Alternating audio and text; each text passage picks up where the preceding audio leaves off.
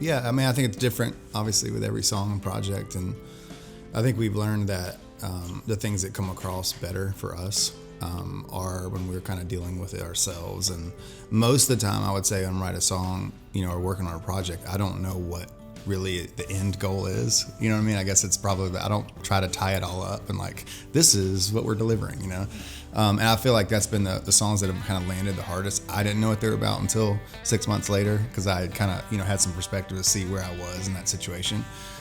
So that's kind of like, that takes a lot of trust, faith in the God thing, I think, and it also keeps you humble, because you're not like, I'm going to teach the world this with this song, So I feel like that's kind of our process, to be honest with you. So for better or worse, sometimes those songs are a little darker, or it's a little, where everybody is.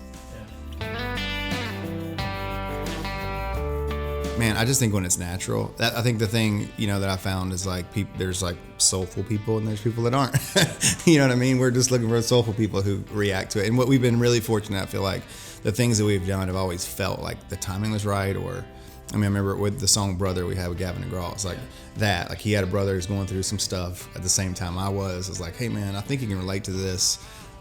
So that, I think that's where it works the best. And the most enjoyable is when it's easy. This Carrie Underwood thing was like that, where it's just like, I think within a period of 2 weeks, we had said, hey, you want to work on the song? She cut the vocal. We were shooting the video. It's like, yeah, I can do that. And so that's always great and nice that, that I think if you can bring two worlds together, that's also awesome. You know what I mean? I think we always say that we're the biggest band that your friends have never heard of. And so I feel like there's always, can we get anybody else to look at the band and give us a chance, And I think that's the kind of cool thing about it. Yeah, if I'm being honest, I think we've done it, navigated sort of the change in our career, the changes in our career, poorly at times and better at others. I think experience has definitely helped us now. It does feel like there's nothing that feels like life and death about our career and those kind of things. So, I remember early on when we got the Taylor Swift tour and we kind of thought, oh, we're making it, whatever it was. Like we finally had that big chance, and we really reacted poorly to all that, to be honest. And I think that taught us a lot, about what we care about and what we want to do, and how easily you can lose it. So I think faith is a pretty huge part of that. This is a gift that we get to do it. It's not because we're creative geniuses or any of that, you know what I mean? And I think now that's kind of how we weather it. I think the highs are not as high maybe, but they're not, lows certainly aren't the same. We go home with, I got 3 little boys now. So like, I'm not going to let something like that in my career affect that. So probably the biggest thing is just keep your life separate from all that stuff.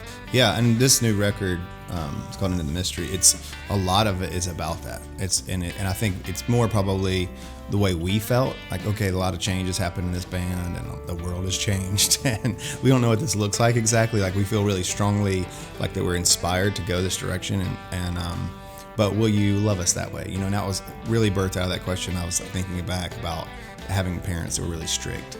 It's like, man, if I would have made that choice, would they have still loved me?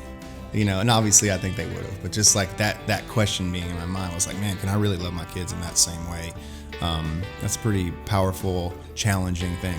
I'm sure I'm going to mess up plenty, but that's the goal.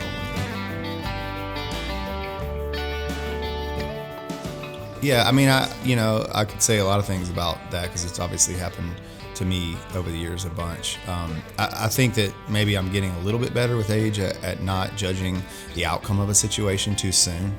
Obviously, all the great redemption stories come from death first, and I think that's a part of life, and that's where our songs are. That's where the sweet stuff is. It just doesn't feel like it at the time, and a lot of times that redemption doesn't come as early as we want. So I tell people a lot now, like especially young musicians, I'm always like, you're going to live 7 to 10 more lives in this sort of career that you have. So don't act like this mountain that you died on is worth giving it all up, or it's not the end all. There's going to be a lot of peaks and valleys. Yeah, I think that the thing I've been going through, a lot with my wife and kids is this idea of you want to love them, but not only in the way you want them to be. And that's a really tough thing to say, like, I'll love you no matter what. And we tell our kids that all the time. And I tell my wife that, but do I really mean it, And I think I've been like kind of beating that idea up. When we first got married, my wife said to me, she's like, you need to cage in the crazy. And I was like, I don't want to be a cage, and I don't think you're crazy, So I've been working on, it's taken me 20 years, but I've been working on this metaphor, of the idea of the banks of a river. She's a flowing river, strong. I just need to be there when she needs a little bit of support. I don't need to kind of, change her in any way. And it's been cool. Fans have really like taken to that song and idea, because I think they also see that with their kids and other relationships.